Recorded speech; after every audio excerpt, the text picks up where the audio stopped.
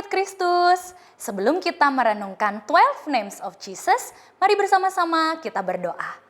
Terima kasih Tuhan untuk kesempatan yang baru, hari yang baru yang Tuhan percayakan.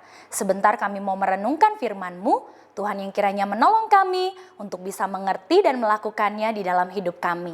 Bersabdalah Tuhan Yesus, kami siap untuk mendengarkannya. Dalam nama-Mu kami berdoa, amin. Nama Yesus yang akan kita pelajari hari ini adalah Juru Selamat. Diambil dari Lukas 2 ayat 11 yang berbunyi demikian. Hari ini telah lahir bagimu Juru Selamat, yaitu Kristus Tuhan di kota Daud. Murid Kristus, pernahkah kalian ke pantai? Biasanya orang-orang yang senang ke pantai untuk sekedar melihat matahari terbenam, bermain pasir, berselancar, ataupun berenang. Dalam kondisi tertentu, di pantai itu terjadi air pasang dan hal tersebut membahayakan mereka yang sedang berenang. Tidak sedikit ada cerita tentang orang-orang yang hanyut karena air tiba-tiba pasang. Dan biasanya di pantai ada para petugas yang siap untuk menjaga dan bertindak jika ada kondisi tersebut yang terjadi. Mereka dengan sigap menolong orang supaya tidak terseret gelombang air dan membawa mereka ke tempat yang aman. Para petugas tersebut menyelamatkan orang-orang itu dari bahaya kematian. Mereka adalah penyelamat. Ketika Tuhan Yesus menyebut dirinya atau disebut sebagai Juru Selamat, tentu ini berhubungan dengan apa yang dilakukannya.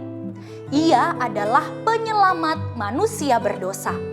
Ngomong-ngomong, mengapa sih manusia itu perlu diselamatkan? Diselamatkan dari apa? Semua manusia telah jatuh ke dalam dosa tanpa kecuali. Manusia harus menanggung akibat dosa, yaitu maut. Karena keberdosaannya, tidak ada seorang manusia pun yang dapat menyelamatkan dirinya sendiri. Bagaikan seorang yang terseret ombak dan tidak berdaya, sekalipun sudah berusaha untuk berenang menjauhi air pasang, seperti itulah orang berdosa.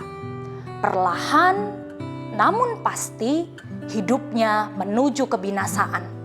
Perlu seseorang dari luar yang bertindak untuk menyelamatkan.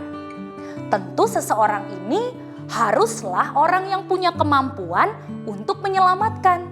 Dan demikianlah yang dilakukan oleh Tuhan Yesus. Tidak ada pribadi lain yang dapat melakukannya. Hanya Tuhan Yesus saja.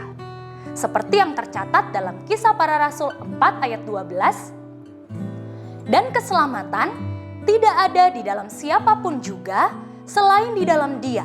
Sebab di bawah kolong langit ini tidak ada nama lain yang diberikan kepada manusia yang olehnya kita dapat diselamatkan. Karena itulah Tuhan Yesus disebut Juru Selamat.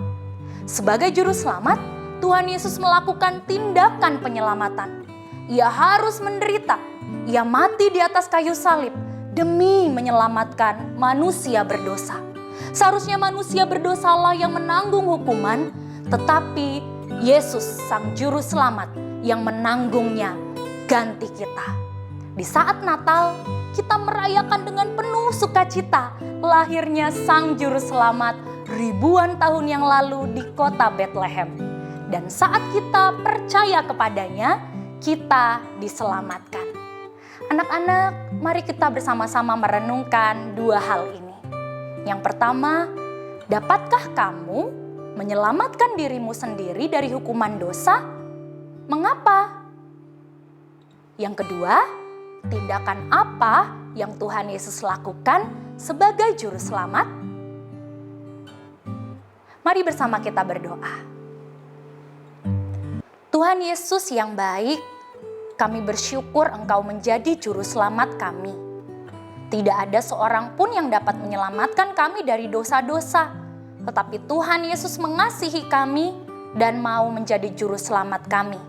Kami bersyukur dan kami mau percaya sungguh-sungguh kepada Engkau, Sang Juru Selamat itu. Terima kasih Tuhan Yesus untuk pribadi-Mu yang indah yang Engkau sudah nyatakan kepada kami. Di dalam nama Tuhan Yesus kami berdoa dan bersyukur. Amin.